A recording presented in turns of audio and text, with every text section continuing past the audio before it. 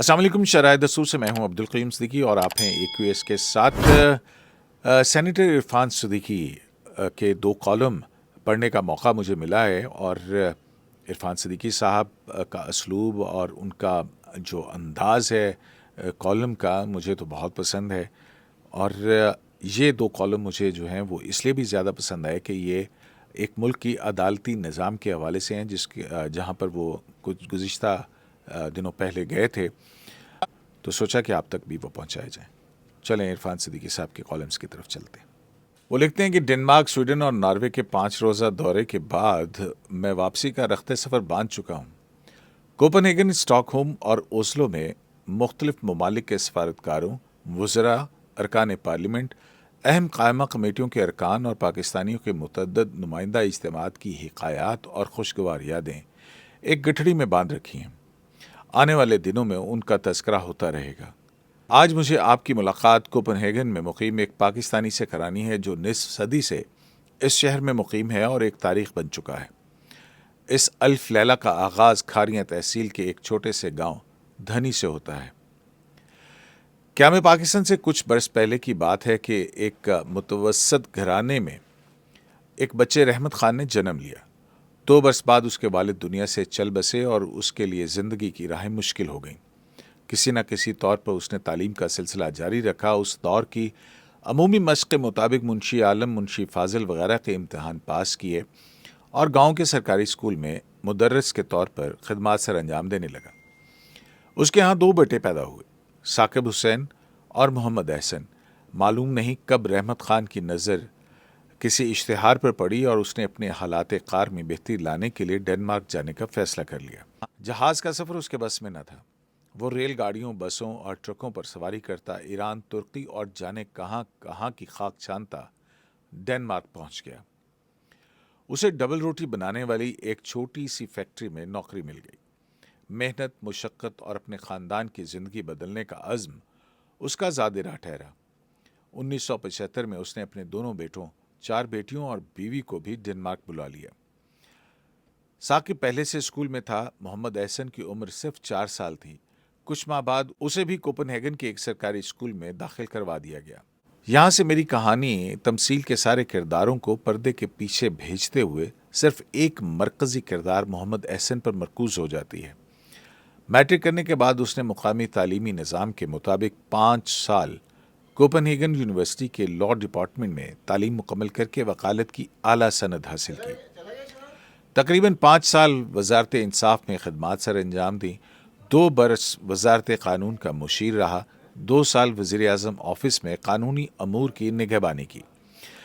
5 برس attorney general کے دفتر سے منسلک رہتے ہوئے خدمات سر انجام دی۔ 7 برس ہائی کورٹ میں وکالت کی۔ پھر ایک وقت آیا کہ محمد احسن کوپن ہیگن یونیورسٹی میں قانون کی تعلیم دینے لگا۔ یہ سلسلہ کئی برس تک جاری رہا۔ اس نے آئین، انسانی حقوق، فوجداری، قوانین، اطلاعات کی آزادی اور ماحولیاتی امور پر گراں قدر مقالے لکھے۔ پھر فضیلت کا وہ باب کھلا جس کا خواب رحمت خان نے کبھی نہ دیکھا تھا اور جس کے بارے میں محمد احسن نے بھی کم ہی سوچا تھا۔ سخت چھان بین کے کڑے ضابطوں سے گزرتا ہوا وہ اپریل میں ہائی کورٹ کا جج بن گیا۔ ڈنمارک کے 2018 کے قانون کے مطابق سپریم کورٹ کے جج کے انتخاب کے لیے اشتہار دیا جاتا ہے۔ جج بننے کے خواہش مند افراد کو باقاعدہ درخواست دینا پڑتی ہے۔ چیف جسٹس اور دیگر جج صاحبان پر مشتمل بورڈ درخواستوں کا جائزہ لیتا اور اہل افراد کی فہرست مرتب کرتا ہے۔ منتخب افراد کو باضابطہ ٹیسٹ سے گزرنا پڑتا ہے۔ یہ ایک نہایت ہی کٹھن مرحلہ ہوتا ہے۔ 2022 میں ایک جج کی اسامی کا اشتہار نکلا تو محمد احسن نے بھی درخواست دے دی۔ تب وہ ہائی کورٹ کا جج تھا۔ قانونی طریقہ کار کے تحت اسے بھی عملی ٹیسٹ کے مرحلے سے گزرنا پڑا۔ وہ کامران ٹھہرا اور فروری میں ڈنمارک کی 18 رکنی سپریم کورٹ کا جج بن گیا۔ 2023 میں اب وہ مسٹر جسٹس محمد احسن ہیں۔ ڈنمارک کی سپریم کورٹ کو قائم ہوئے 364 سال گزر چکے ہیں۔ 1661 سے 2025 تک کسی ایک بھی مسلمان کو سپریم کورٹ کا جج بننے کا اعزاز حاصل نہیں ہوا۔ اتفاق سے یہ اعزاز بلند حاصل کرنے والا پہلا مسلمان جج پاکستانی ہے۔ खारियां के गांव धनी के इस रहमत खान का बेटा, जो कोई 8 दहाइयां पहले डेनमार्क आया और कोपनहेगन की एक बेकरी में बरसों डबल रोटी बनाता रहा, मैंने पहले से तयशुदा मसरूफियात में से एक खिड़की निकाली और कोपनहेगन में पाकिस्तान के इंतहाई फाल सफ़ीर शुएब सरवर से कहा कि मुझे मिस्टर जस्टिस मोहम्मद एहसन से मिलना है। इरफान सिद्दीकी अपने इस कॉलम में लिखते हैं कि उन्होंने अपनी सफारती सलाहियतें बरूए कार लाते हुए मुलाकात का वक्त ले लिया। जस्टिस साहब ने काम के बोझ की वजह से बताया कि मुलाकात सुप्रीम कोर्ट में ही होगी। मुकर्ररा वक्त पर सफ़ीर मुहतरम मुझे लेकर पार्लियामेंट और वज़ीर-ए-आज़म ऑफिस के पहलू में वाक़ सुप्रीम कोर्ट ले गए। उसका बड़ा सा स्याह रंग फाटक बंद था। शुएब ने फ़ोन पर इतला की। मुझे अजीब सा लगा कि फाटक के बाहर कोई गार्ड है, न पुलिस एहलकार। हम फाटक तक जाती 8-10 सीढ़ियों से नीचे ही खड़े थे कि एक शख्स ने फाटक खोला। वो भी वर्दीपोश नहीं था। मुझे लगा कि कोई एहलकार होगा। शुएब ने मुझे बताया ये खुद जस्टिस मोहम्मद एहसन है। मेरे जहन में लम्हा भर को इस्लामाबाद की बारगाह इंसाफ के करोफर जलालो जमाल और अपने मुंसिफाने कराम के शकुए कोहे शिकन का मंजर तफाखुर के कितने ही शोख व शंग रंग लिए घूम गया। मुझे अफसोस हुआ कि यह भी कोई सुप्रीम कोर्ट है। ऐसे होते हैं सुप्रीम कोर्ट के जज। और जाकर अंदाज़ा हुआ कि ये इमारत हमारी सुप्रीम कोर्ट की इमारत से कई गुना बड़ी और खूबसूरत है। जज साहब हमें साथ लिए बड़े कोर्ट रूम तक पहुंच गए, हमें कुर्सियों पर बिठाया और लैपटॉप खोलकर ब्रीफिंग देने लगे। मुझे उनके दफ्तर बल्कि पूरी इमारत में कोई दूसरा शख्स नजर नहीं आया। जज साहब ने बताया कि छुट्टी हो चुकी है और सब घरों को जा चुके हैं। वो ब्रीफिंग देते रहे, मैं पहम कुरेद भरे सवाल करता रहा।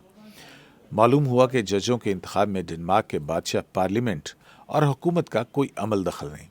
सारा काम सुप्रीम कोर्ट खुद करती है। एक अजायब खाना था कि खुलता चला गया। मेरे एक सवाल पर जस्टिस साहब बोले, हमारे यहाँ जज बोलते नहीं, सवाल भी शाज़ो नादिर ही करते हैं, सिर्फ सुनते और सुनते ही चले जाते हैं। मैंने सुप्रीम कोर्ट में 2 साल अरसे में सिर्फ 2 बार सवाल पूछे थे। हमारे जज सिर्फ कान रखते हैं, जुबान नहीं। डेनमार्क की सबसे बड़ी अदालत के दबदबे और जज साहबान के तंतने की कम आयगी के एहसास से मेरा दिल बोझल सा होने लगा। इरफान सिद्दीकी लिखते हैं कि ये कैसे जज हैं जो सिर्फ कान रखते हैं, जिनके मुंह में जुबान ही नहीं। जस्टिस एहसन कहने लगे, आइन वाज़े है, कानून वाज़े है। हम मुकदमे की पूरी फाइल बड़ी तवज्जो से पढ़कर आते हैं, फिर वकला के दलाइल सुनते हैं, उन दलाइल को आइन व कानून की कसौटी पर परखते और फैसला सुना देते हैं।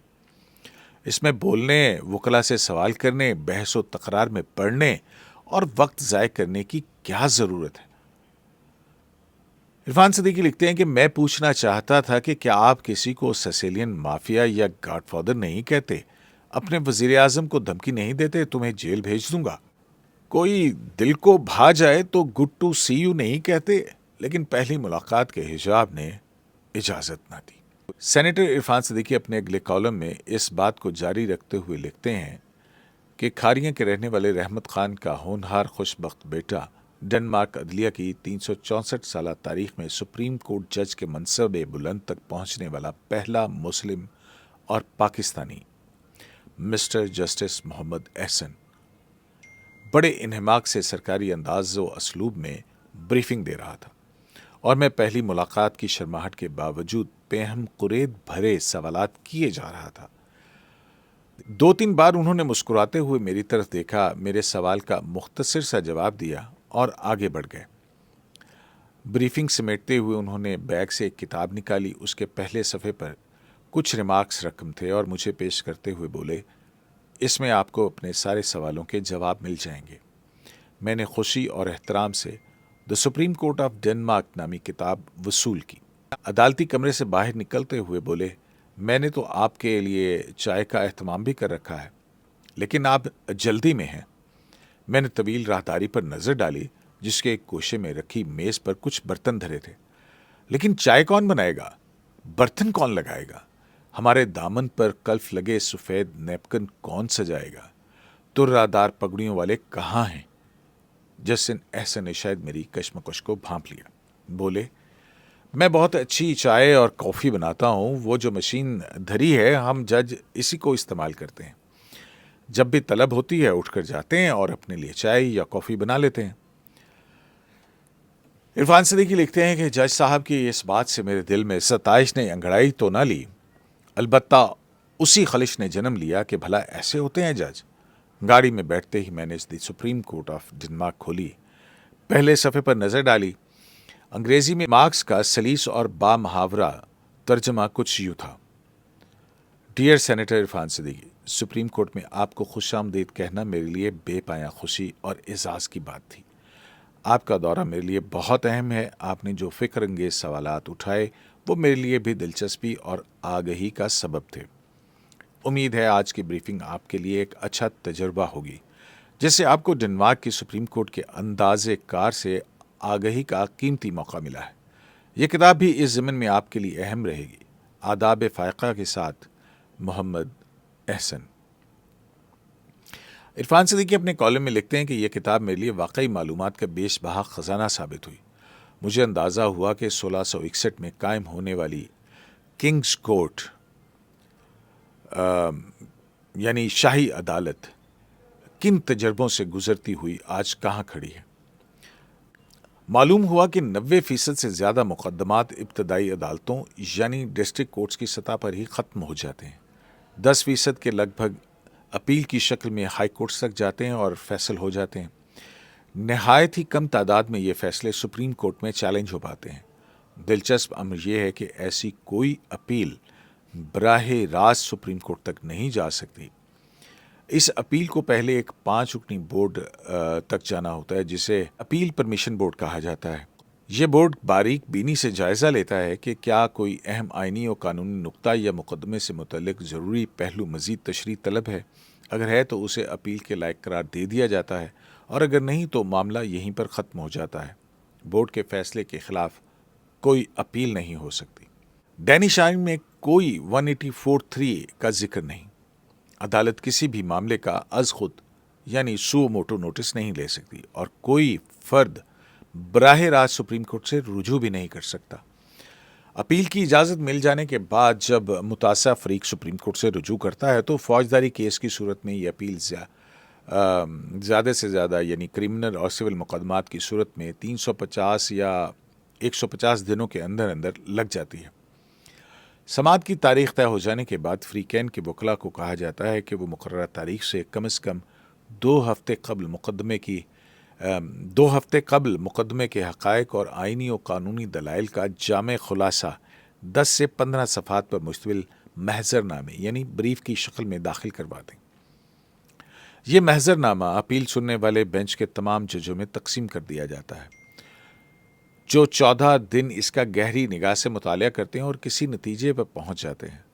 تاریخ سماعت پر دونوں وکلا حاضر ہوتے ہیں اور اپنے زبانی دلائل پیش کرتے ہیں. ہر وکیل کو لگ بھگ 2.5 گھنٹے ملتے ہیں. مختصر وقفے کے بعد دونوں وکلا کو ایک دوسرے کے دلائل کی نفی کے لیے مختصر وقت دیا جاتا ہے.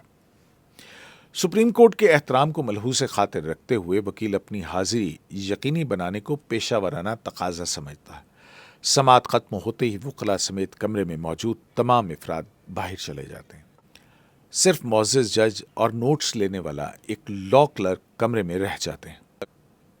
تاریخ سماعت پر دونوں وکلا حاضر ہوتے اور اپنے زبانی دلائل پیش کرتے ہیں. ہر وکیل کو لگ بھگ 2.5 گھنٹے ملتے ہیں. مختصر وقفے کے بعد دونوں وکلا کو ایک دوسرے کے دلائل کی نفی کے لیے مختصر وقت دیا جاتا ہے. سپریم کورٹ کے احترام کو ملحوظ خاطر رکھتے ہوئے وکیل اپنی حاضری یقینی بنانے کو پیشہ ورانہ تقاضا سمجھتا ہے. سماعت ختم ہوتے ہی وکلا سمیت کمرے میں موجود تمام افراد باہر چلے جاتے ہیں. صرف معزز جج اور نوٹس لینے والا ایک لا کلرک کمرے میں رہ جاتے ہیں. کمرے کو صدیوں پرانی روایت کے مطابق باہر سے تالا لگا دیا جاتا ہے. مقید جج اپنی عبائیں پہنے اپنی اپنی مسندوں پر براجمان رہتے ہیں. کمرے پر اصحاب شکن سناٹا طاری ہو جاتا ہے. تب سب سے بائیں طرف والی کرسی پر بیٹھا سب سے جونیئر جج کھڑا ہوتا ہے. وکلا کے بریف اور دلائل کی روشنی میں اپنا موقف اور واضح رائے پیش کرتا ہے. اس کے بعد دوسرا سب سے جونیئر، پھر تیسرا اور پھر چوتھا. آخر میں سب سے سینئر جج اور بینچ کا سربراہ اپنا موقف دیتا ہے. اس مشق کے ساتھ ہی مقفل دروازہ کھل جاتا ہے اور جج صاحبان اپنی ابائیں اتار کر ملحقہ کمرے میں بیٹھ جاتے ہیں اور فیصلہ مرتب کر لیتے ہیں۔ اپیل کا فیصلہ زیادہ سے زیادہ 7 دنوں کے اندر اندر سنا دیا جاتا ہے۔ نظر ثانی کی کوئی درخواست دائر نہیں ہو سکتی۔ سپریم کورٹ مقننہ کے معاملات میں دخل اندازی کو پسند نہیں کرتی۔ 3 صدیوں میں اس نے صرف ایک قانون کو آئینی حقوق سے متصادم سمجھ کر کالعدم قرار دیا، جس کا تعلق ایک NGO کے تعلیمی اداروں کو سرکاری مالی امداد سے محروم کر دینا تھا۔ کوپن ہیگن میں سہ روزہ قیام کے دوران متعدد پاکستانیوں سمیت زندگی کے مختلف شعبوں سے متعلق مقامی شخصیات سے ملاقاتوں کے دوران اور بھی کئی اور افسوسناک حقائق سامنے آئے۔ مثلاً یہ کہ سپریم کورٹ کے کسی جج کو گاڑی نہیں ملتی۔ چیف جسٹس سمیت 5 دوسرے جج صاحبان سائیکلوں پر عدالت آتے ہیں۔ بعض کو گھر کا کوئی فرد گھریلو گاڑی میں چھوڑنے اور لینے آ جاتا ہے۔ میں نے اپنے جسٹس محمد احسن کے بارے پوچھا تو پتہ چلا کہ وہ اکثر بس یا انڈر گراؤنڈ ٹرین کے ذریعے آتے ہیں۔ کسی جج کے پاس کوئی نوکر چاکر نہیں۔ مقامی کرنسی میں سپریم کورٹ جج کی ماہانہ تنخواہ تقریباً 1.5 لاکھ کرونز ہے، جو 50% ٹیکس کٹوتی کے بعد نصف رہ جاتی ہے۔ حیرت ہے کہ خود چائے بناتے، خود اپنا بیگ اٹھاتے اور خود اپنی میز کی جھاڑ پونچھ کرنے والے سائیکل سوار ججوں والی سپریم کورٹ کے باوجود ورلڈ جسٹس کی تازہ ترین رپورٹ کے مطابق قانون کی حکمرانی کے حوالے سے ڈنمارک دنیا میں پہلے نمبر پر ہے، جبکہ تمام تر کرو فر، شان و شکوہ اور جاہ و جلال رکھنے والے خطوط نویس جج صاحبان کی کرشمہ کاری یہ ہے کہ دنیا کے 142 ممالک میں سے پاکستان 129ویں نمبر پر ہے۔ تو یہ جناب عرفان صدیقی صاحب کا کالم تھا، اور اگر اس کالم کو دیکھا جائے اور جو کچھ انہوں نے ڈنمارک سپریم کورٹ کی ورکنگ، وہاں پر جج صاحبان کی تقرری اور مقدمات کی سماعت کے حوالے سے بتایا ہے، بالکل ہی مختلف ہے جو کہ پاکستان کی اعلیٰ ترین عدالت میں ہوتا ہے۔ شرائع دستور سے AQS لائیو سے اجازت دیجیے، اللہ نے